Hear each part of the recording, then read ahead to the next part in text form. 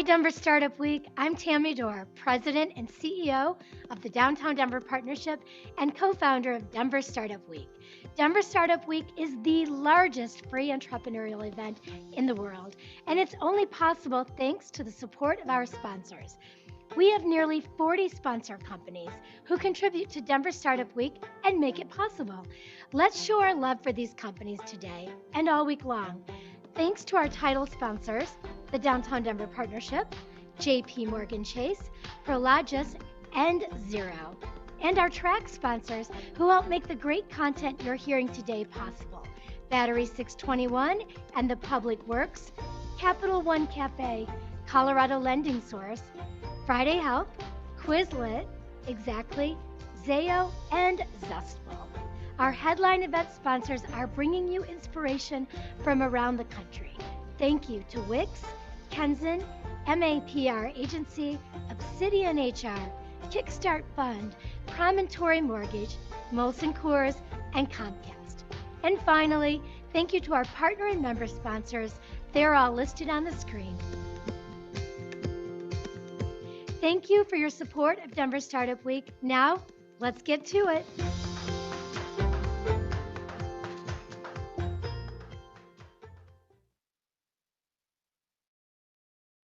It's time for a whole new way to think about sales planning, execution, and optimization. To let go of old habits and embrace a data-driven mindset. Our revolutionary approach to sales performance management will get your sales unstuck and fundamentally transform your business to create lasting success. It's time to unleash your true sales power.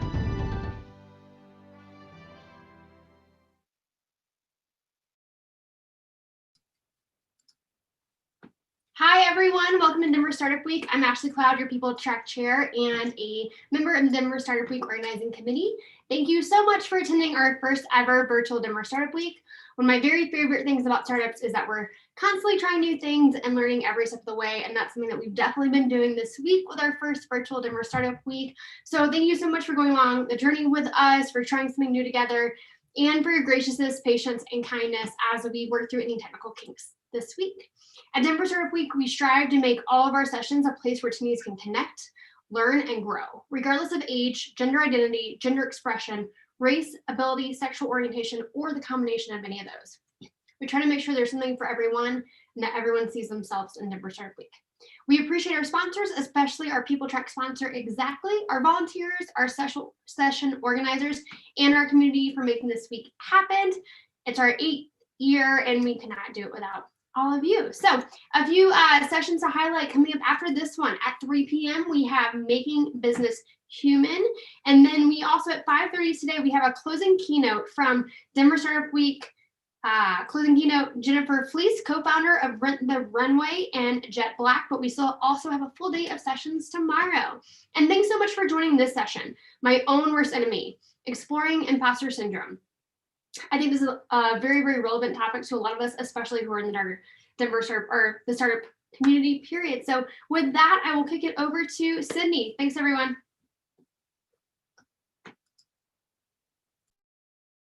Hi, everyone out there. Thank you so much for joining me. This is a little odd because I'm used to seeing faces, but there were so many folks that registered today for this topic. We actually had over 700 registrations, which tells me that this is a really relevant topic, which also should tell you that you're not alone. If you feel like you have imposter syndrome, a lot of times it can feel lonely, but you are not alone in that feeling. So I'm going to go ahead and get my presentation up and going, start sharing my screen. There we go. So something I want to do is, just so everybody can get comfortable, I wanted to play a little bit of a game. So in the chat, it's totally up to you. It's not like I could force you anyway, right? We're virtual. So if you want to drop your name, your home state, what you currently do, and what's your favorite movie, feel free to do that. Kind of network a little bit in the chat. And then also start thinking about who are the celebrities that I have on my screen. If you can name them, go ahead and name them. I want to see what we get. So go ahead and use that chat feature.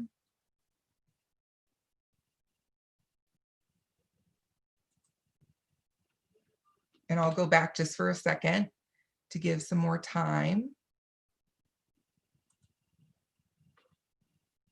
All right. So my name's Sydney, and we already had a great introduction from Ashley about this session. Later on, we'll also be hearing from Dr. Julie Cloxton, if that last name sounds familiar. Yes, she is my mom. She's freaking amazing. So I invited her to come on. She is a therapist because I wanted you to get the perspective from a coach as well as a therapist, because there is a little bit of a difference in how we each handle working with folks with imposter syndrome. Of course, Denver Startup Week is committed to diversity, equity, and inclusion. Ashley went over that. I have some additional agreements that I like to share anytime I'm doing a presentation, especially when we're dealing with a topic that can be personally sensitive. I like to talk about oops and ouch. You know, I'm human, you're human. Sometimes we say things that we don't mean to say, or they come out the wrong way. So if something's offensive, you can totally say ouch, and we can handle it off screen if we have time, or address it during the conversation if we do have time. Or oops, sometimes I might say something on my mouth and I'll be like, oh, that's not what I meant to say. Challenge yourself. I totally believe that uncomfort equals growth. If you have found a solution to be comfortable while challenging yourself and doing that, I want to meet you. Okay, so definitely connect with me if you know how to grow without having any pains. Take space, make space, because we're not we don't have a feature where other folks can talk during this conversation. Not too worried about this, but usually I just want to make sure that for folks that normally don't get a chance to speak up, that they have some space to speak up. And for folks that normally speak out a lot, I want to still hear from you, but be considerate of those and give others a chance to speak as well. We're all here for a reason. Like I said, over 700 people registered for this session. So we are all here for a reason. And take notes. Feel free to take notes and ask questions at the end, because I'm also coordinating the slide and, you know, trying to talk. It's a lot for me to try to read the questions too during the presentation. So if you could just save them at the end so I don't miss any, that would be awesome. So who am I? My name's Sydney, as you all know. I'm the founder of Citrine Unlimited, which is a coaching and consulting firm. What I'm committed to is creating transformative experiences for people. And the way I do this is just through looking at how I can make a difference in folks' lives, whether it's personally. I also do a little bit of workshop and retreat coordination. So I love, you know, creating those experiences for whole groups. I currently am a member of Good Business Colorado. I'm a youth mentor, a summit guide, as we call it, with Colorado Young Leaders. And I'm also a board member on Guided by Humanity, which is an all abilities yoga and mindfulness studio. So just so you know some more about me, when I say challenges are difficult, I actually get into action on this, right? This is me and my partner rafting. We're the two in the front. Yeah, it's scary. I love it. It's thrilling. I always learn something about myself when I go rafting. I learn something about my partner, and I have to put a lot of trust into strangers. I don't know the 4 other people in this craft, right? So it does take a lot of trust. I love to get out into the world. My friend is a zookeeper. She works at an AZA accredited zoo. And so we do enrichment programs. And sometimes I'll go visit. This was something where the penguins, they opened the door, and if they wanted to come out, they could. No one was forced to paint and participate. So this penguin loves to just get out there and meet people and do enrichment this way. And sometimes things don't work, okay? Shit happens. This is me in a bubble trying to roll down a hill, and I got stuck inside of it and needed help to get out. So things don't always go the way that you plan for them to go. And so I want to acknowledge that. I try things, they don't always work out, and that's just my motto in life. It's better to have tried than not tried at all. So let's see how you did with the game. All right. Anybody want to guess who this first person is? Any guesses? You can go ahead and drop it in the chat. If you said Emma Watson, you are correct.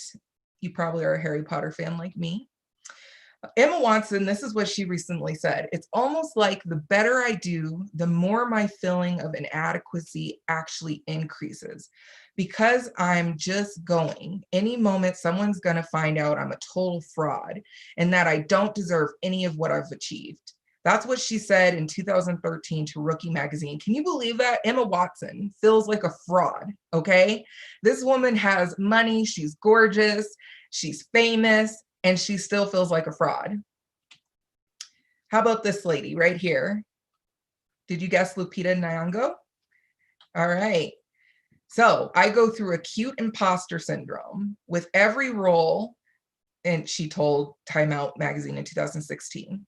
I think winning an Oscar may have in fact made it worse. Okay, that's important. She actually achieved a goal and her imposter syndrome got worse. Now I've achieved this. What am I going to do? What do I strive for? Then I remember I didn't get into acting for the accolades. I got into it just for the joy of telling stories. So I think you're all seeing a theme here, right? Do you know who this gentleman is? Ryan Reynolds, right? Man Crush Monday. I went to a lot of events this year because of Deadpool. So you get into a tux and you try to look all grown up. Reynolds told Men's Health in August. But to be honest, I still feel like a freckle-faced kid faking it until I make it. That is correct. They all feel like frauds. So I found this meme and I cracked up because my guilty pleasure is trash TV and I do watch Married to Medicine. So this was hilarious to me. So what is imposter syndrome? Imposter syndrome is a psychological phenomenon. It's a belief, and actually it's a negative limiting belief that you're inadequate and you're incompetent, you're a failure, despite evidence that indicates that you're skilled and quite successful. Imposter syndrome can affect anyone, but it heavily impacts women and members of the BIPOC community, BIPOC being Black, Indigenous, people of color. So the further away we get from that, the norm of being a white male, right, the more likely you are to experience imposter syndrome.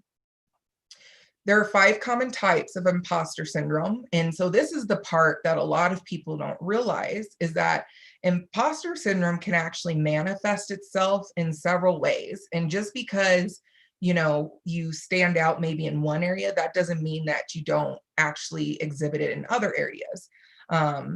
It's definitely something that can be mixed. So while I'm going through this, if you find something and you're like, wow, yeah, I've experienced that, feel free to put it in the chat, because you'll be surprised how many other people actually feel similar to the way you do. So the perfectionist. All right, who out here is a perfectionist? Go ahead and raise your hand. Yep. Oh my gosh. I got them coming in. This I can see while I'm presenting. 20, 30, 40, 50. Yeah, 60 hands raised. Okay, so clearly you all are in the right room. All right, so perfectionists set extremely high goals for themselves, okay? And when they fail to reach the goal, they experience major self-doubt and worry about measuring up. They feel like, you know, they want something done right, they have to do it themselves, okay? They have difficulty delegating. When you do set yourself up to a high mark and you miss it, you really just beat yourself up, right? You feel like you're not cut out for this job, you're not cut out to do it, you'll never make it, you'll never be a success. Beyond learning from your errors, like usually people make a mistake and then they reflect on it for a little bit and then they move on and know not to make that mistake again or come up with solutions on how to move on. Well, perfectionists will ruminate, okay? Who here has ruminated before on a mistake? I mean, and this could be days, weeks, months, even years. You could be like, oh God, I made that mistake back in high school. I can't believe I did that. How am I going to move past that? So yeah, I got about 30 folks who said they are ruminators, okay? So that's kind of what the perfectionist looks like. And just so we can get a better grasp of this, right? Because as a perfectionist, you think, well, I'm giving my 100%, right? That is what perfection is. This is the scale for perfectionism. Really, 100% is excellence, right? When you want to move to perfect, you're way outside of that realm. You're giving like 150%. And that's what you're trying to set yourself up to achieve is 150%. The issue is you have, I'm sure, a household to run, regardless of if you're single or you have a family, you have a partner, children, whatever, pet fur babies, you have a household to run, you have a job, right? You have to make money somehow. And then on top of that, you need to take care of yourself. So how can you give any one thing 150%? It's impossible. So perfectionists, we tend to set ourselves up for something that's impossible, that's just going to fail. The natural genius, much like a perfectionist, the natural genius, they set their goals really high. However, they also judge themselves based off getting things right the first time, okay? So usually they can do things with ease and speed. Who feels like they're a natural genius out there? All right, I didn't even have to ask and hands were already starting to get raised. I like this. Y'all are super interactive. Yeah, I'm seeing about 30 or 40 folks out there who feel like they're natural geniuses. So I like to think of this as an artist, right? Like I think of an artist who is really great at what they do, and they go and they start painting and they get their canvas. And then at the end of this work, right, this masterpiece, everyone else could think it's beautiful. And they're like, this is garbage. And they throw it out or something. That's what kind of comes to my mind. What happens with natural geniuses is that they struggle to master a subject skill. Like when they do struggle to do a subject that they're not familiar with, right? Or to develop a skill they're not familiar with that doesn't just naturally come to them, they get really embarrassed, and they actually experience shame. So what's funny is that even though these folks are really smart, and really motivated in a lot of areas, when it comes to something challenging, they just completely avoid it, right? Because they're totally uncomfortable with it. It's out of their wheelhouse. So the soloist, they do not like to ask for help. Anybody feel like you're a soloist out there? If they do ask for help, they feel like they are a failure or they have shame around it, right? I am a mix of all 5 of these. Okay. There are some times where if someone offers me for help, like I'm putting together a desk or something, and clearly it's a 2-person job, but I'm determined to get it done by myself because I can do it. I get frustrated if someone comes along and is like, I want to help. I just feel like they're going to get in my way. It's faster for me to do it alone.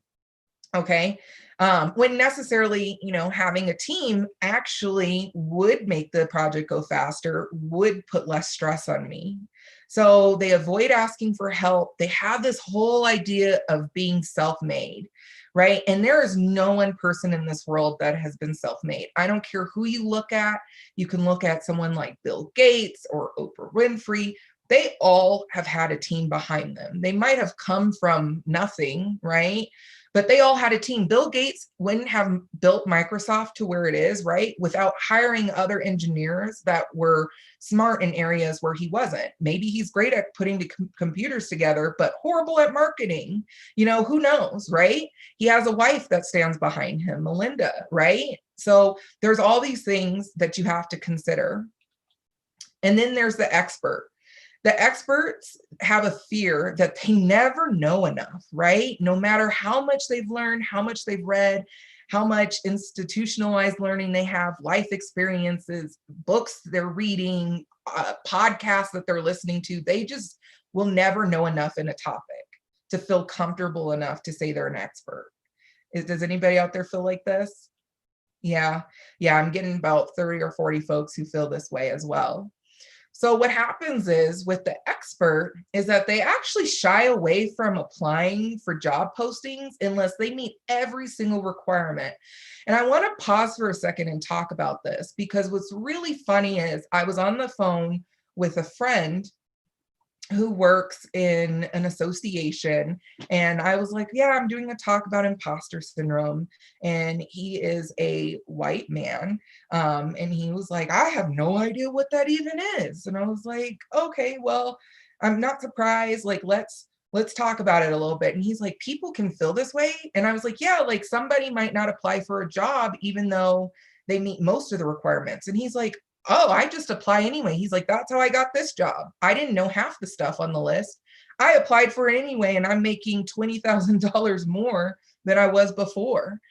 So it's funny how imposter syndrome can really limit us. This is also shown the expert with people who are afraid, right? When they're doing their startup and they're getting into a business, I just don't know enough. And the truth of the matter is, you'll never know enough. That's the whole point of building teams and finding resources to help you. So you can see where the expert and then the soloist, all of those play, right? And then the perfectionist, and if you want something right, do it yourself. It really does take a lot of trust. Now, the last personality type is the superstar, aka superwoman, superman, super student. You might have heard it if you've heard some of these before, several different ways. I like to say superstar because it's non-gendered. These folks feel inadequate and place others around them on a pedestal. Does anybody else feel that way? Like you think, oh, my coworker's so much better than me. Yeah, I'm getting about 30 or 40 people out there who feel that way too. Okay. To prove their work, what they do is they commit to working harder and longer. Okay. So these are my folks who you start to see turn into that word workaholics. I use that because I have some feelings about that, right? But they turn into workaholics. They'll arrive first and they'll leave last, even though their assignments are already done. Okay. They're always the first to volunteer to do something in the office, or the first to join a new committee, even though their plate's already full.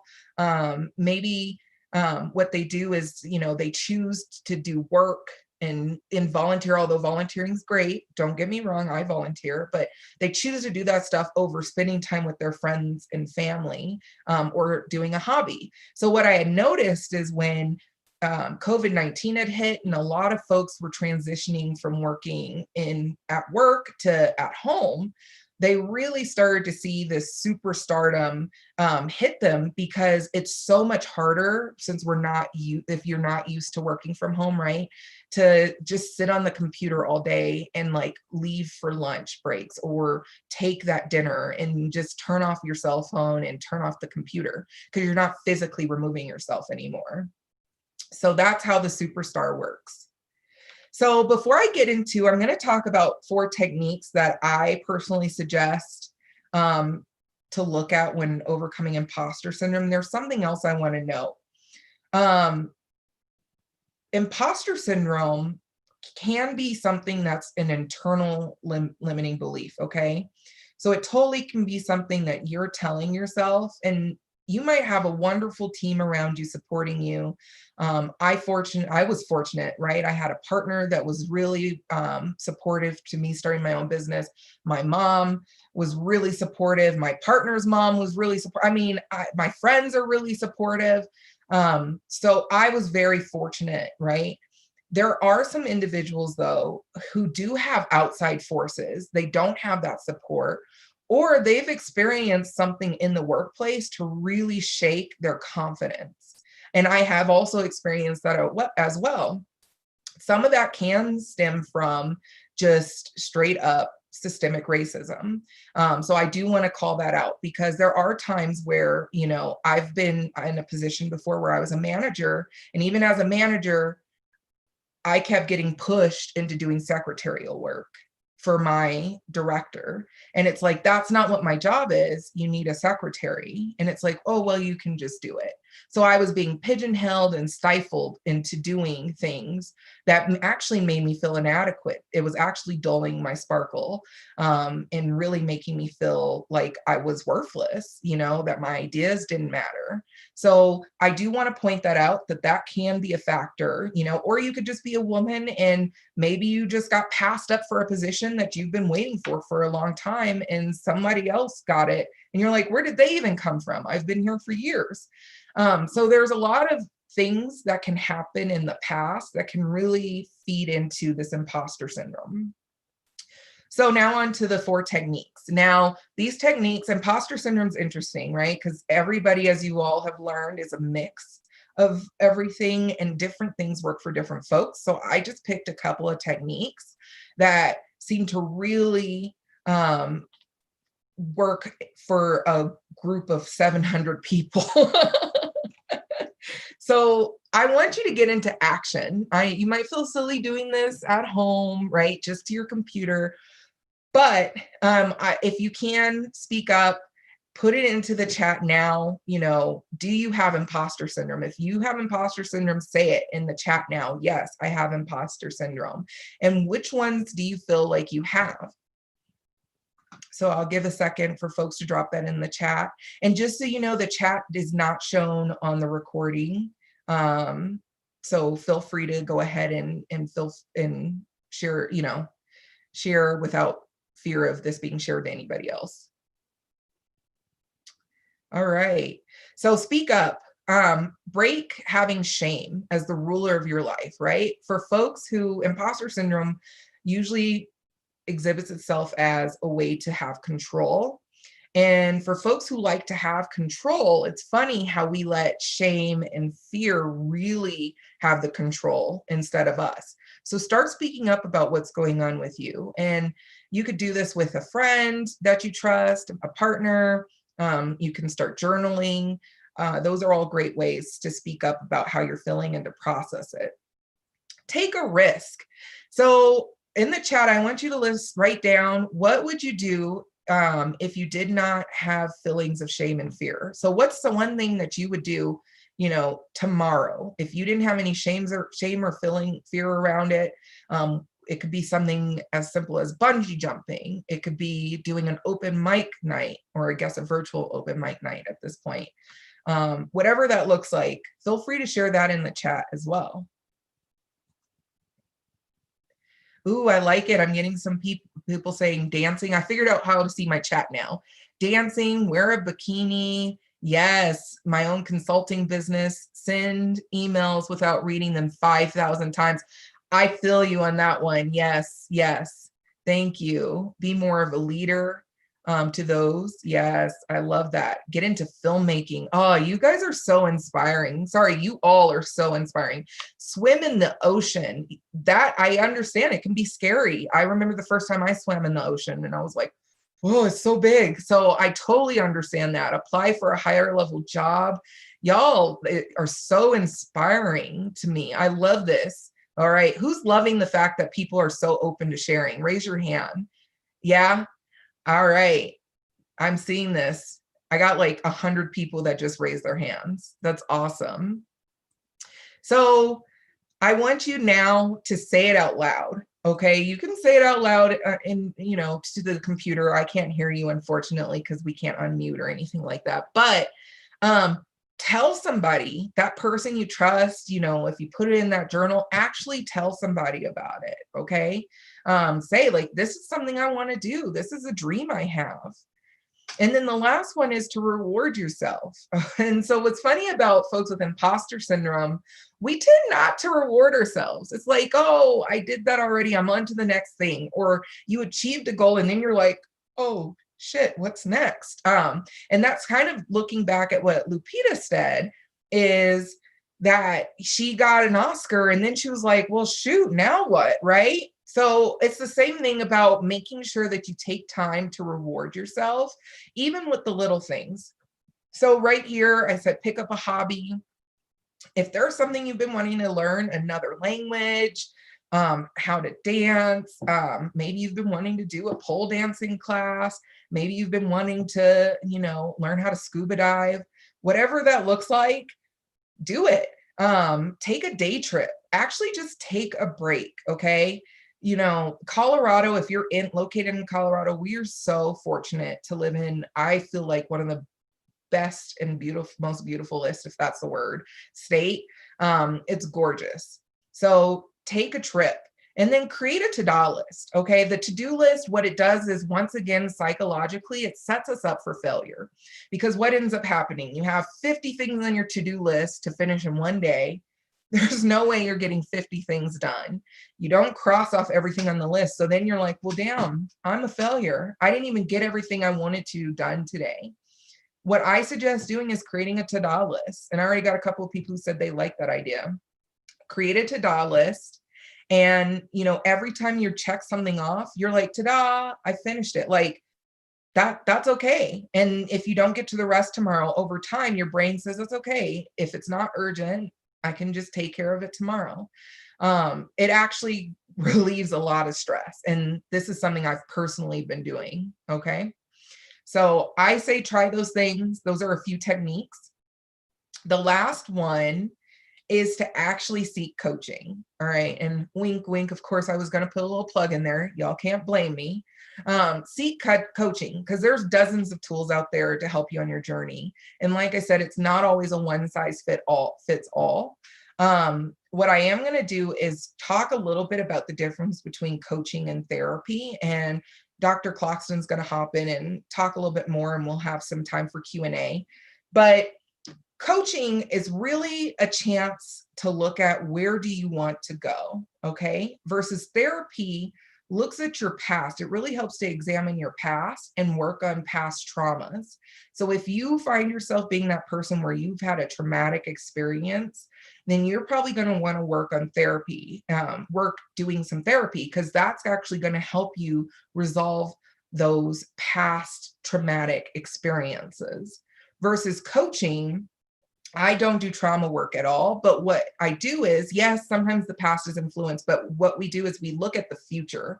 What goals do you want to set? What are some things that you would like to change about your mindset, about your strategy, whether it's professionally or personally? So that's really what the big difference is. Coaching short term as well. Usually it lasts. It depends on how often you go, but 6 months to a year. Some people stay longer on maintenance. Some folks are just like, oh, I'm just doing a program. Versus therapy. Therapy can be short term as well, or it can last a long time. It really just depends on the individual. So with that being said, I'm going to go ahead and let Dr. Cloxton hop on and introduce herself. Good afternoon, everyone. Good afternoon, Denver, Colorado. Thank you so much for having me, Sydney. Thank you so much for having me, Denver Startup Week. I just love this presentation because I am Dr. Julie Cloxton, LCSW, which stands for Licensed Clinical Social Worker. I am the president of the Colorado chapter of NASW, which is the National Association of Social Workers, the largest professional social work organization there is. I'm also the president of an organization named TASP, which stands for the Association for Successful Parents, specifically for parents who are diagnosed with intellectual, developmental, and cognitive disabilities. I sit on a couple of boards at Colorado State University. I've been a student for a lot of years, earned my doctorate degree, researched, wrote a dissertation, and I suffer with imposter syndrome. So I want to say that first and foremost. I'm also a mental health normalizer.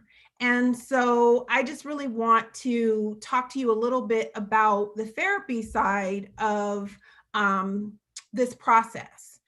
So Sydney gave an amazing presentation about imposter syndrome, covered it very well, covered the differences very well. A therapist is a trained individual who trains in psychology, social work, mental health counseling, human services counseling, and has a set of theories that we can work from that are theory-based and also have been vetted by other professionals in the community, but also researched. So we strive to use those mental health theories to help. Now, I want to say something before I go any further. Every single human being and animal has mental health. Mental health is our experience, just as physical health. And for some people who feel like they have a spiritual being, then they would have a spiritual health as well. Mental health is not synonymous with mental illness. However, sometimes mental illness can be present, and that's okay. There's should be no shame in that, just as we can be going along physically and have a physical illness. So I want to say, first and foremost, that it is always, always okay to reach out for mental health services, whether it is you really have a mental illness going on or you are just trying to get some help to get yourself on track and to stay well, to take care of your wellness, your mental health wellness. Sydney talked about the differences between therapy and coaching. So for therapy is about a lot of times what's holding you back, what trauma you had maybe as a child, which we call ACEs, adverse childhood experiences, what trauma you've even had in your youth or your adult years. A lot of times we see ourselves as these compartmentalized people, but in reality, we're a continuum from birth to death. And so a lot of times we're like onions, we have layers. We need to peel those layers off. And that's what therapy helps to do. So for me, I would see a therapist for anything that might be traumatic or that I've experienced that is traumatic, but I would also see a coach to help me with my goals, with what I'm trying to get things on track with my business, what I want to do next. And you can see a coach and they can really, really help you with a strategizing appointment. I saw Sydney recently for a strategy appointment and it was amazing. Helped me to gain clarity in and focus in what I was trying to accomplish, as I'm also an author. And so those are just some of the things I really want you to know, is that you can simultaneously need two different types of individuals in your life. As a professional who's a therapist, I also consult with other therapists. I also feel like it's important for us to know that even as professionals, it's okay for us to have that person that we can go to, which could be your coach, for example, and talk about, these are some ideas, thoughts, and plans that I have that I want to accomplish. What's the best route for me to do that? What SMART goals? What am I going to implement to make this happen? But I might be very traumatized from something that has happened in my life, and it's really playing into holding me back. And I might have underlying depression, or I might have anxiety, and I could be very functional and have all of those things and no one else know, but it inhibits me from living my best life. And a therapist can really help you to work through those things with coping techniques. They can work in conjunction with a psychiatrist or a nurse practitioner who is specialized in psychiatric services. So maybe a person might need a combination of either natural or Western medication in conjunction with different types of therapy. Therapists do everything from somatic experience to EMDR therapy to talk therapy. We have a lot of different types of knowledge in our toolbox. And so for me, I'm an eclectic therapist.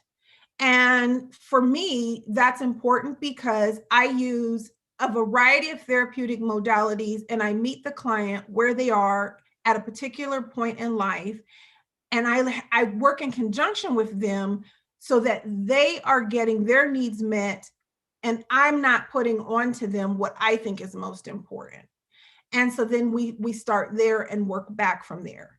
So acceptance and commitment therapy is also known as ACT. There is DBT, there's cognitive behavior therapy. And a lot of times we help people reframe their thought process.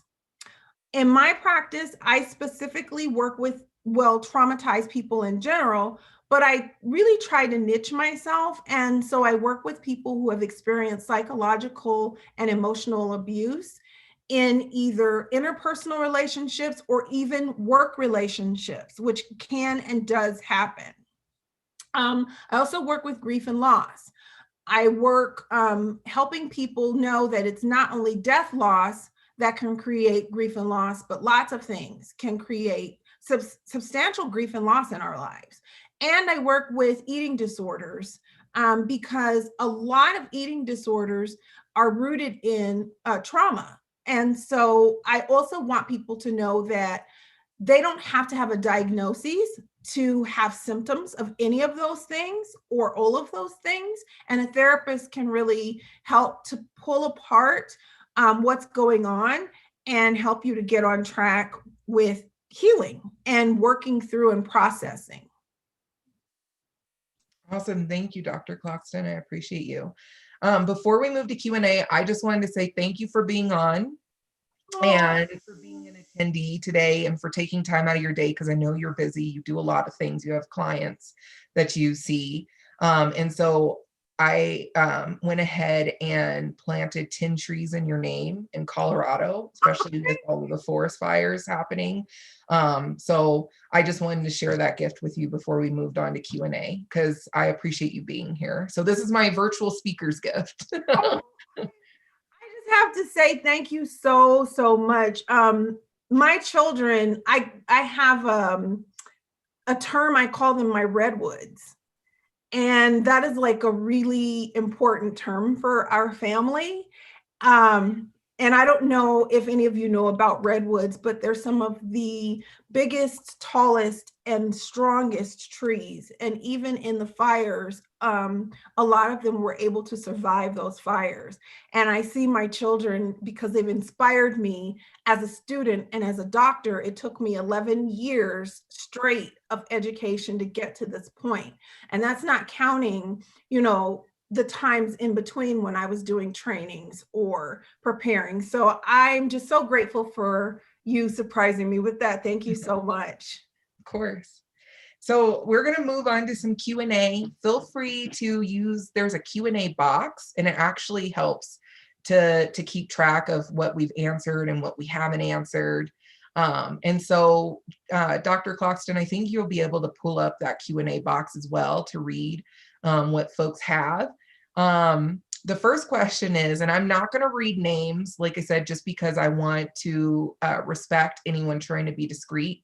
What is the best way to confirm, validate your value as someone struggling with imposter syndrome? That is a great question. So, it's really challenging to validate your value until you make the decision that you're just sick and tired of being sick and tired. That's the only way I can explain it, till you've just had enough and you're ready to change your mindset. You just can't stay stuck in the way that you're thinking. And I'm hoping that this conversation helps to get people, maybe push them more to that edge of, I'm really undervaluing myself. I first figured out I was undervaluing myself when I started my business. I originally was making, I think, like $22 an hour at my last corporate job, which isn't bad, okay, to work for someone else. That's not horrible. However, my first job, someone was like, well, how much do you want for me to do the same thing I was doing for my corporate job? And I was like, well, why don't you tell me how much you think I'm worth? And she was like, $125 an hour. And that's when I just sat back and I was like, whoa, like, what have I been doing with my life? You mean I could have been charging $125 an hour for my hard work and time this whole time? You got to be kidding me. So I think that's where, when I look at like putting a dollar sign behind it, I've noticed that I had to have this huge like shift, and I'm still working on it. I've been in business now for about 1.5 years, and I still am working consistently on validating what my value is, and looking at also, I had a lot of self-confidence. My friends would say, Sydney, you're such a confident person, but my self-worth was in the garbage. I just felt worthless, like I was nothing to anyone. And then to go from that feeling to now having 700 people register, I just was floored this morning. When I looked, I actually started crying. Like, don't make me cry right now. Because I was like, wow, this is amazing. So So know that if you are feeling like you have no self-worth, that this is a great chance for you to recognize that imposter syndrome can be a really huge factor of that, and that it is your chance to start getting into action. You have to take personal responsibility for yourself. No one else can do it for you. Your boyfriend, girlfriend, whatever your partner, whoever your partner is, your parent, no one in this world can do it for you but you. So Dr. Cloxton, I don't know if you have anything else to add.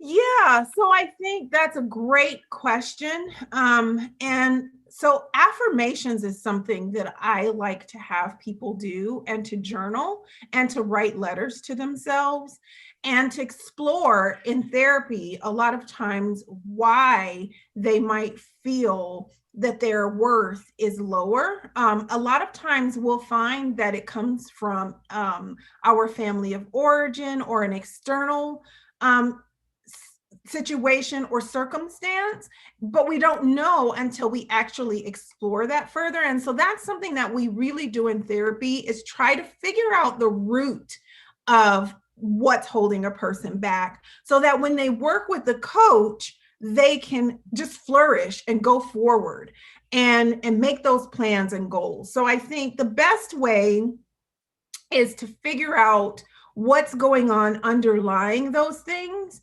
And then I think it helps us to, even though we may still struggle, it helps us to start adding worth and value to ourselves. I always say self-care is self-love, and love is an action word. And we have to be okay and know that it is not narcissistic, or we're not being too much to value ourselves, to love ourselves, and to care for ourselves. So I think that would be my answer to that. And I'm hoping I answered it.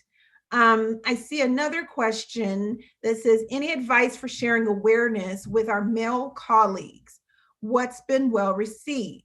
And I'm not sure if you're talking more about the coaching aspects or the mental health aspects, but I would say, as far as with male colleagues, a lot of times I find that men in particular disproportionately shun themselves and others, the other men, away from reaching out for help for mental health, because they see it, or they've been told that it's a sign of weakness, or it's not something that they should do. And that's absolutely not true. So I would say just start having those conversations, because the more we normalize the fact that we're all humans living out a human experience, and that we all need to be in therapy, quite frankly, every one of us, and we all need somebody to help guide us, and a mentor, a coach. We need a committee, quite frankly, of people around us who can help us go as we walk through life. So I think start having conversations to normalize it. And you can always give our information discreetly, even if necessary, to people you know, a male, and have them reach out to us, because there's help for men. There's also therapy specifically for males, different therapy organizations. And so if you reach out to me, I can send you some lists and some resources for that as well. Something I would say from the side of, the way I read this question was sharing imposter syndrome and like what it is with male colleagues. It can be difficult, right? Because sometimes people, either they don't care because it doesn't affect them, or they just don't understand. The best way to maybe explain it, if you ever did want to get into that conversation, is to talk about that first week of when you go to work. It's actually been reported, and I'd have to look up the report, but it's been reported that most people, when they first join a new job, that first week or two when they're doing training, they experience imposter syndrome. You know, you're like, oh, I don't know what I'm doing. I don't know if I fit in. Is this going to work out? Almost everyone asks themselves those questions. And so essentially what happens is that imposter syndrome over time goes away, except for us unfortunate 700 folks that registered for this discussion, right? It sticks around, it lingers. So that's a really great example. One that kind of has to do with vanity a little bit is, if you've ever told a friend, hey, you look great, or you've had a friend even tell you, hey, you look great. And then you're like, oh, I look horrible. Like, I don't know what you're talking about. That's another way that imposter syndrome comes through, where someone else thinks you look amazing and you're like, I look terrible. What are you talking about? So definitely, those are a couple of ways to kind of describe imposter syndrome to someone quickly, that might not normally get it. Another question that came through is, how do you define the line between being confident and arrogant? There are many times people look at me as the expert in the room, and I want to be confident in my advice and help instill confidence. I often feel like an imposter because I'm not confident, and it makes me feel like I'm being arrogant. Totally get what you're saying. Mm-hmm. So especially for experts, especially if you're a heart-centered person like myself, you never want to offend anyone. You always want to be positive, and you don't want to come off as seeming like, I'm arrogant, or I'm all about myself, right? I'm so full of myself, or even to the point of possibly being narcissistic. Like, you don't want to come off that way. Totally get it. However, there are folks who are looking at you. These people in this room, they are looking for you for leadership. And so it's really a mindset change of, I'm not being arrogant, I'm being a leader. Okay. So there is a difference between that, right? Being a leader versus being a boss. Mm-hmm. Having that confidence versus being cocky. Mm-hmm. And so when you're confident in leadership, then not only will you be the expert, but you'll also uplift other people and help them to be confident in themselves as well. I agree with that. I believe in the leader membership exchange theory. And there's a couple of other theories I believe in as far as leadership goes. But one of the things I like to do is partner with people. So as a professor, if I'm teaching a class, I am very upfront with my students, and I say, you know what, I don't know it all. You might know something that I don't know, and I'm also a student. I'm willing to learn from you, but I'm going to share my information with you. And if you have a question and I don't know the answer, I will tell you, and then I'll try to find it out and get back to you. So I always start with that when I'm first meeting classes, because that takes the pressure off of me. It helps me to also feel like if I don't know something, I've already said they could let me know. And it makes it go from me speaking at them to us sharing information. I feel like I'm giving and I'm sharing, and I'm a giver and a sharer, so I'm very comfortable with that versus feeling like I'm just talking at someone or talking down to them. Because a lot of times when you become a doctor of anything, people expect you to bring it as an expert, but that doesn't mean that we know it all, and we're lifelong learners as humans anyway. And so I always have to say to myself, even internally, I'm going to just share what I have. And I'm also willing to be open to feedback and to learn if they have something to teach me. Thank you. I had someone reach out and ask, where did I get my t-shirt from? It's from BBI Professional. It's Black Business Professionals. So definitely their website's just bbiprofessional.com. They're a group. I haven't been fully involved with them as much, but they do some amazing things. They actually just had a summit for Black business owners in Colorado virtually this past weekend. So definitely check out all of the awesome resources they have. So let's see. Do you have any advice on how to overcome self-doubt and build confidence during COVID? I've been unemployed for 6 months and I live alone. My time interacting with others is extremely limited and it's been pretty devastating to my self-esteem. Mm-hmm. Yeah. Well, first off, yes, you're alone way too much, in my opinion, and that's not your fault at all. something that I would suggest is finding a community, even if it's something where you can meet with people virtually. I know that might not be your favorite thing, but even if you can meet with people virtually, just some sort of community where you can connect with others in something you're interested in. And that comes back to my hobby talk. Maybe you want to learn another language, and so you can take a Spanish course.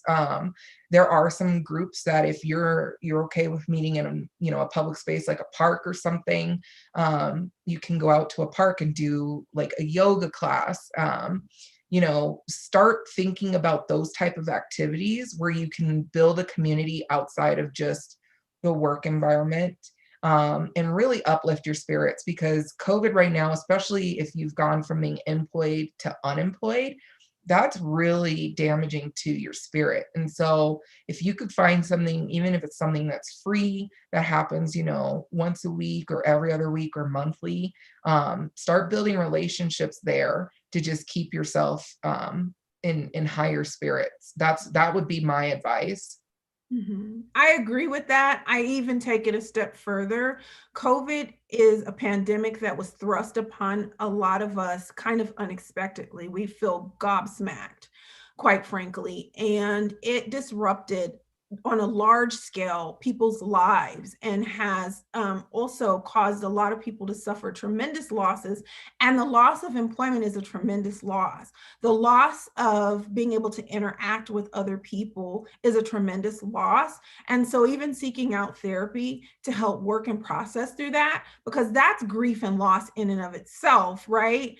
Having so many losses at once. I mean, I know we think of grief and loss primarily when someone dies or passes away, but really we can suffer grief and loss from the loss of a job, the loss of interaction with other human beings, or even just an overall change in the way in which we have to do things can be very daunting. And so I don't want you to fall into depression.